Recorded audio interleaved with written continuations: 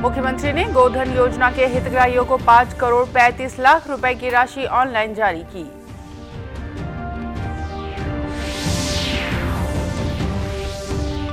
छत्तीसगढ़ में SC, ST और OBC वर्ग के आरक्षण की जानकारी लेने 3 राज्यों के दौरे पर जाएंगे अधिकारी और सामाजिक कार्यकर्ता।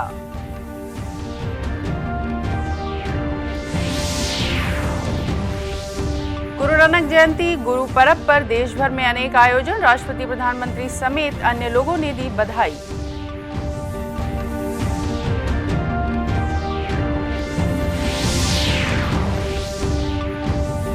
और कार्तिक पूर्णिमा के अवसर पर पुन्नी मेले का आयोजन, मुख्यमंत्री ने खारून में लगाई डुबकी।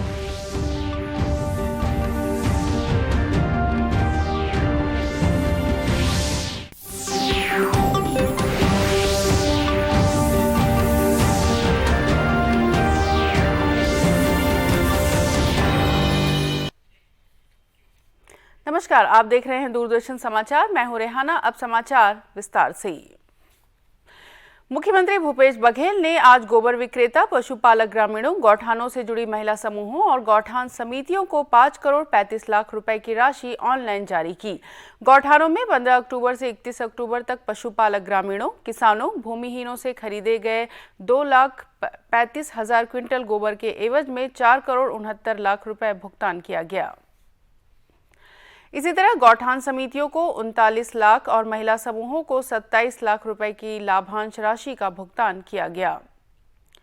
इस दौरान मुख्यमंत्री ने गन्ना उत्पादक किसानों को गन्ना प्रोत्साहन योजना के अंतर्गत 68 करोड़ 90 लाख रुपए की बोनस राशि अंतरित की। कार्यक्रम में कृषि मंत्री समेत अन्य अधिकारी मौजूद थे। छत्तीसगढ़ में अनुसूचित जाति, अनुसूचित जनजाति और अन्य पिछड़ा वर्ग के आरक्षण को लेकर मचे घमासान के बीच राज्य सरकार ने बड़ा कदम उठाया है। इसके तहत आरक्षण प्रावधानों के अध्ययन के लिए छत्तीसगढ़ के अधिकारियों और सामाजिक कार्यकर्ताओं का दल महाराष्ट्र, तमिलनाडु और कर्नाटक राज्य का दौरा करेगा। सामान्य प्रशासन विभाग ने अध्ययन दल के संबंध में सोमवार को आदेश जारी किया है। यह अध्ययन दल उक्त राज्यों में अनुसूचित जाति, अनुसूचित जनजाति एवं अन्य पिछड़ा वर्ग तथा आर्थिक रूप से कमजोर वर्ग के आरक्षण प्रावधानों के संबंध में सुसंगत और उपयुक्त जानकारी, विधिक स्थिति, पिछड़ेपन संबंधी क्वांटिफिएबल डाटा की जानकारी, राज्य के आरक्षण संबंधी न्यायालयीन प्रकरण और वस्तु स्थिति का अध्ययन कर राज्य सरकार को रिपोर्ट सौंपेगा। छत्तीसगढ़ शासन के सामान्य प्रशासन विभाग मंत्रालय द्वारा आरक्षण के प्रावधानों के अध्ययन के लिए 5 सदस्यीय अध्ययन दल के गठन का आदेश जारी किया गया है। गुरु नानक जयंती गुरु पर्व आज भारत और विश्व भर में धार्मिक श्रद्धा के साथ मनाया जा रहा है। यह दिन सिख धर्म के संस्थापक और प्रथम गुरु गुरु नानक देव जी के प्रकाश पर्व के रूप में मनाया जाता है। इस वर्ष गुरु नानक देव जी की 553वीं जयंती है। इस अवसर पर राष्ट्रपति द्रौपदी मुर्मू, उपराष्ट्रपति जगदीप धनखड़ और प्रधानमंत्री नरेंद्र मोदी ने सभी नागरिकों, विदेशों में रह रहे भारतीयों, विशेषकर सिख समुदाय के भाई बहनों को शुभकामनाएं दी है। अपने संदेश में राष्ट्रपति ने कहा कि गुरु नानक देव जी ने एक ओंकार का संदेश दिया, जिसका मतलब है कि ईश्वर एक है और हर जगह है। उन्होंने कहा कि गुरु नानक देव जी ने लोगों को प्रेम, एकता और भाईचारे की सीख दी। प्रधानमंत्री नरेंद्र मोदी ने अपने ट्वीट संदेश में कहा कि गुरु नानक देव जी की महान शिक्षाएं एक न्यायपूर्ण और करुणामयी समाज के निर्माण में मार्गदर्शन करती रहेंगी। इधर राज्यपाल अनुसुईया उइके ने गुरु नानक जयंती के अवसर पर अपने संदेश में कहा कि गुरु नानक देव जी ने सामाजिक कुरीतियों को दूर करने में महत्वपूर्ण योगदान दिया, समाज को आपसी प्रेम एवं सद्भाव बनाए रखने के लिए प्रेरित किया। राजधानी में प्रकाश पर्व को लेकर समाज के लोगों में खासा उत्साह देखा गया। खालसा स्कूल में इस अवसर पर विशेष कार्यक्रम का आयोजन किया गया।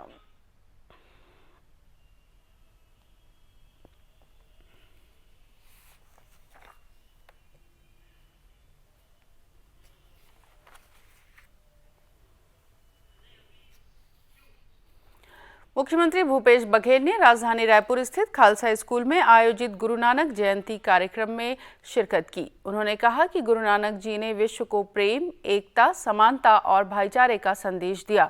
उनके उपदेश आज भी प्रासंगिक है। पैमाना तय किया। आज सिख समाज उस रास्ते पे चलते हुए सेवा को सबसे प्रमुख आधार माना और जब मानवता संकट में जब भी आया है, सिख समाज सबसे आगे बढ़कर उन्होंने सेवाएं दी। और ऐसे गुरु नानक देव जी के प्रकाश पर्व पर सभी को बधाई और शुभकामना देता हूं। इसी तरह बेमेतरा में सिख समाज के लोगों ने पंच प्यारों की अगुवाई में गुरु नानक देव जी की 553वीं जयंती के उपलक्ष्य में गुरु ग्रंथ की भव्य शोभा यात्रा निकाली। इस दौरान घड़ी चौक में अखाड़ा एवं करतब का प्रदर्शन किया गया।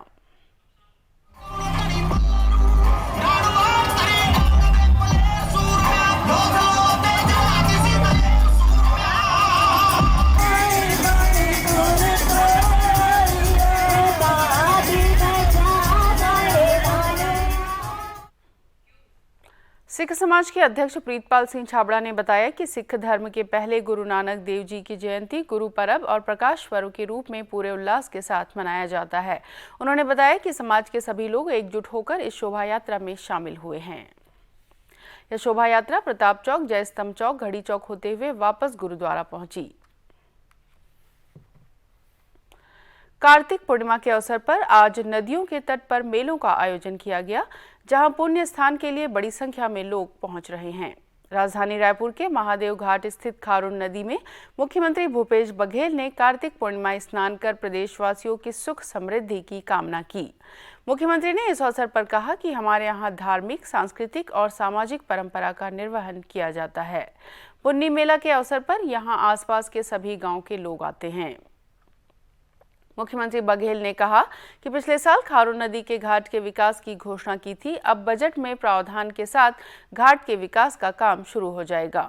इसी तरह दुर्ग के शिवनाथ नदी के महमरा तट पर भी इस दौरान पुन्नी मेले का आयोजन किया गया, जहां बड़ी संख्या में श्रद्धालु श्रद्धा भाव के साथ पहुंचे और नदी में डुबकी लगाई और नदी तट पर बने शिव मंदिर में श्रद्धालुओं ने जल चढ़ाकर पूजा अर्चना भी की।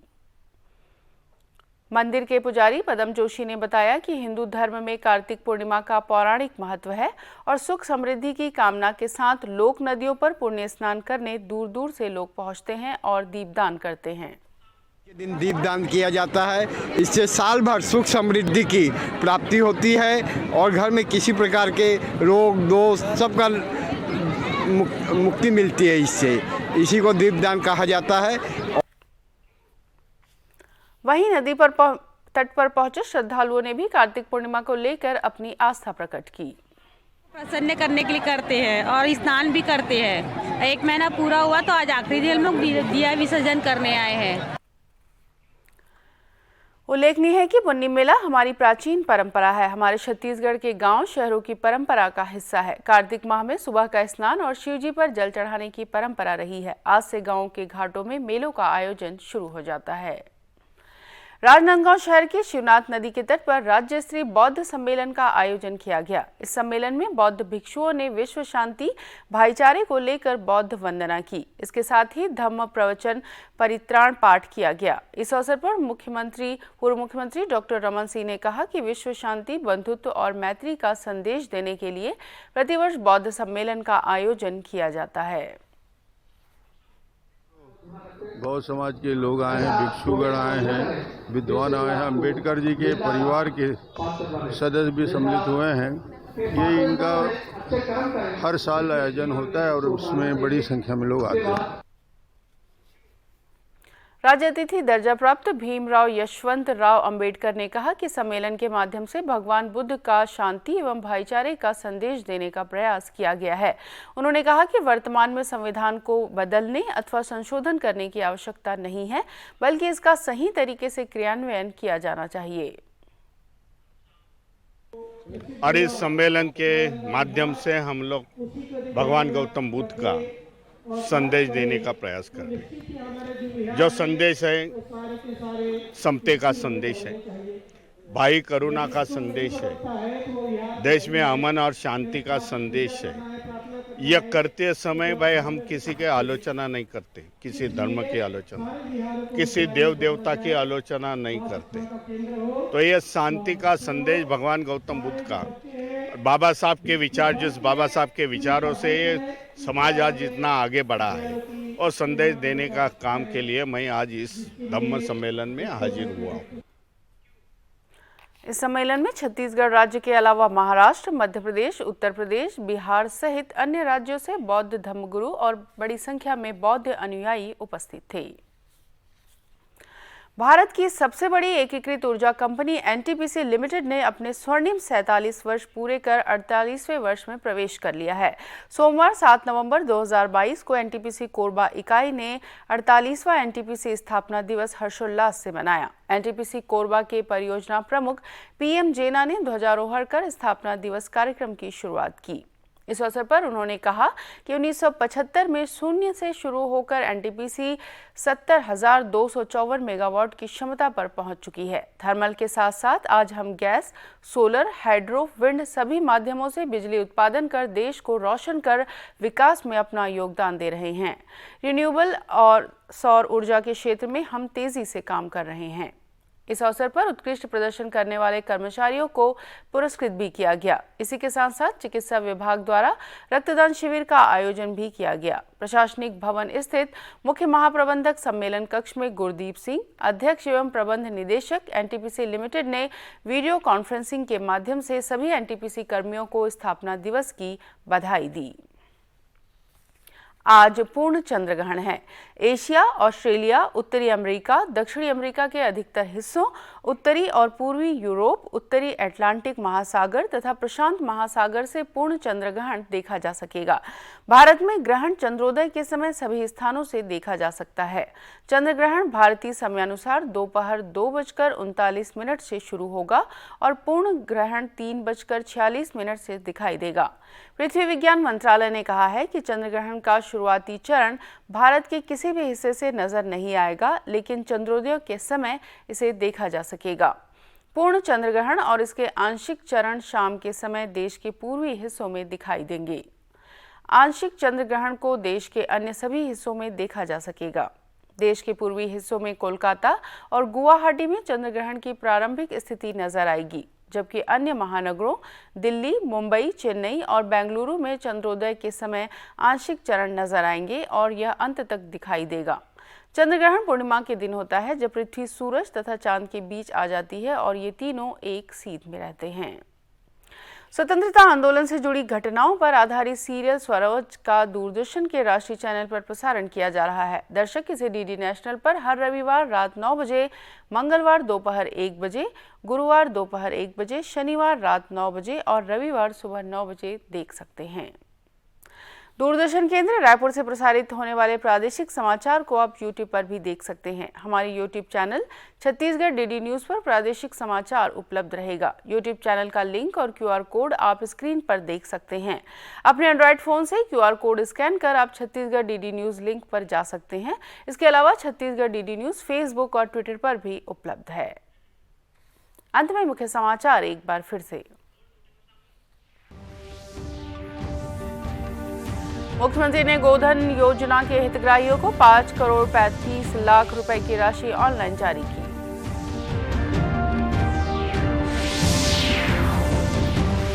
छत्तीसगढ़ में एससी, एसटी और ओबीसी वर्ग के आरक्षण की जानकारी लेने 3 राज्यों के दौरे पर जाएंगे अधिकारी और सामाजिक कार्यकर्ता।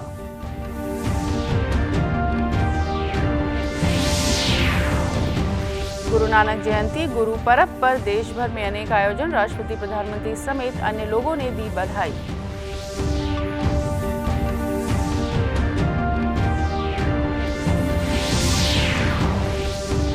और कार्तिक पूर्णिमा के अवसर पर पुन्नी मेले का आयोजन, मुख्यमंत्री ने खारून में लगाई डुबकी।